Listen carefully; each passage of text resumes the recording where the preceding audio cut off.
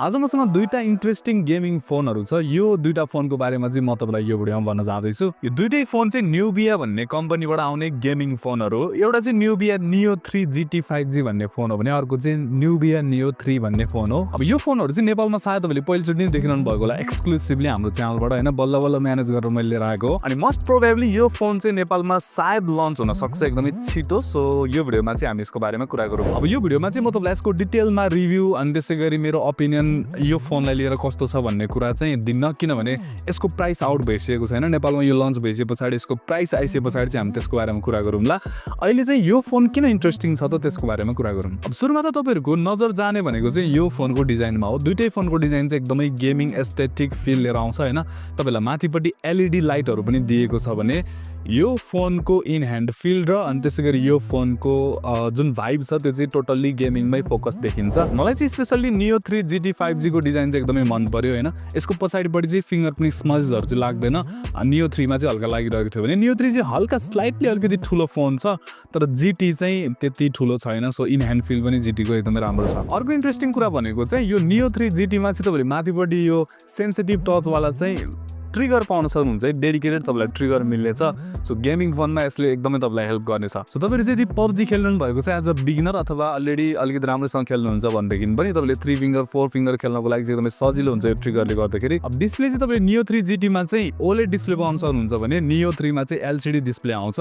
So नियो 3 GT मा चाहिँ gaming गर्नको लागि पनि एकदमै राम्रो भइरहेको थियो एक्सपिरियन्स, किनभने OLED डिस्प्लेको जुन कलर कन्ट्रास्ट रेशियो हुन्छ एकदमै राम्रो छ। अब सफ्टवेयरमा पनि तपाईले चाहिँ दुईटै फोनमा एन्ड्रोइड 15 आउट द बक्स पाउन सक्नुहुन्छ। माई OS 15 भन्ने सफ्टवेयरको साथमा यो फोन चाहिँ आउँछ। अब यो दुईटा फोनको प्रोसेसरको बारेमा कुरा गर्नु पर्दाखेरि न्युबिया नियो 3 मा चाहिँ तपाईले Unisoc T9100 अक्टा कोरको CPU पाउन सक्नुहुन्छ। अप टु 2.2 GHz सम्म क्लक छ।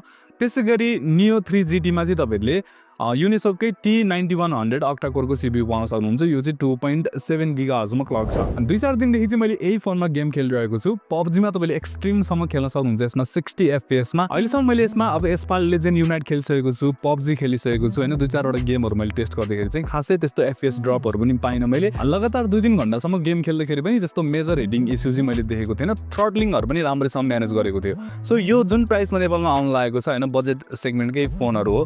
अब बजेट नभनौं, GT चाहिँ अराउन्ड मिड रेन्ज सेगमेन्टतिर जान्छ भने यो चाहिँ बजेट सेगमेन्टै भन्दा हुन्छ।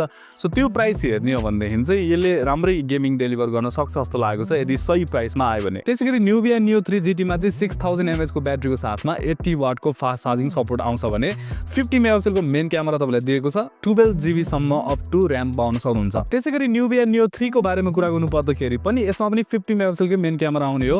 अनि तपाईले 8 GB सम्मको र्याम पाउन सक्नुहुन्छ भने 6000 mAh को ब्याट्री यसमा पनि आउँछ। सो दुईटै फोनमा म्यासिभ ब्याट्री छ।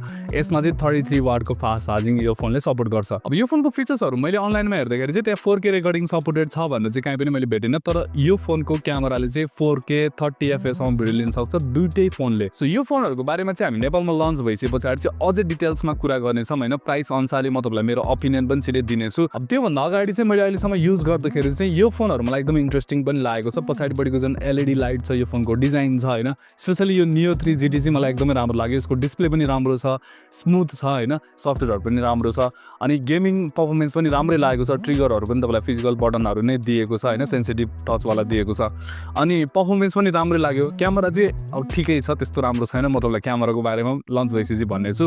सो ओभरअल मलाई यो नियो 3 GT चाहिँ एकदमै इन्ट्रेस्टिङ फोन लागेको छ। यो पनि राम्रै छ हैन, तर यो भन्दा चाहिँ मलाई यो अझै बेटर लागेको भएर प्राइस पनि अलिकति स्लाइटली यो महँगै हुन्छ। अनि तपाईहरुको लागि चाहिँ यो राम्रो गेमिङ फोन हुन सक्छ जस्तो लागेको छ हैन। सो अब हेरौँ कति प्राइसमा लन्च हुन्छ यो र नेपालमा कहिले लन्च हुन्छ। छिटै लन्च होस् र एग्रेसिभ प्राइसमा एकदम राम्रो प्राइसमा जेटीले लन्च गर्यो भनेदेखि चाहिँ फोन एकदमै इन्ट्रेस्टिङ लागेको छ। बाँकी तपाईलाई के लाग्यो यो फोनहरुको बारेमा मलाई तपाईले कमेन्ट सेक्सनमा भन्नु होला। अनि भिडियो मन पर्यो भनेदेखि चाहिँ लाइक गरिदिनु होला। यदि तपाईले हाम्रो च्यानललाई सब्स्क्राइब पनि गर्नु होला। म भेट्नेछु तपाईहरुसँग अर्को भिडियोमा।